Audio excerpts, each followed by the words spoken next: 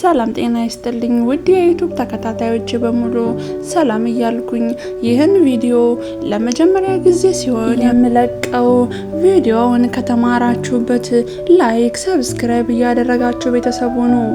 እናም እላችኋለሁ በዛሬው ይዤላችሁ የመጣሁት ሀሳብ ሴት ልጆችን ወጣት ልጆችን በተመለከተ ነው።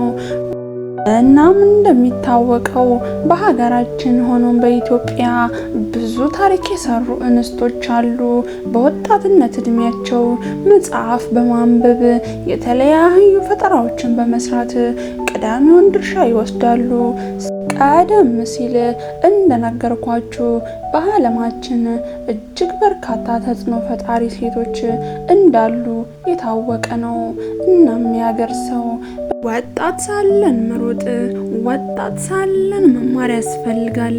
ጊዜያችንን አልባሌ ቦታ ከማጥፋት ራሳችንን ብንፈትሽ፣ ራሳችንን ጊዜ ብንሰጥ፣ በተለይ ወጣቶች ትልቅ ስራን እንሰራለን። በተጨማሪም ተምሮ ውጤት ለማምጣት ሰርቶም ለመለወጥ የሚፈልግ ወጣት ካለ ይህንን ቪዲዮ ባያችሁ ጊዜ የተሻለ ነገር ይዤላችሁ መጥቻለሁ። ወጣቶችን እያስተማረ እውቀት እያስጨበጠ ለተሻለ ለውጥ እየመራ ያለ አንድ መልካም ሰው ላስተዋውቃችሁ። ተስፍሽ ይባላል።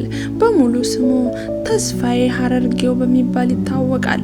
ባዘጋጀው የትምህርት ዕድል እየገባችሁ እንድትማሩ እነግራችኋለሁ።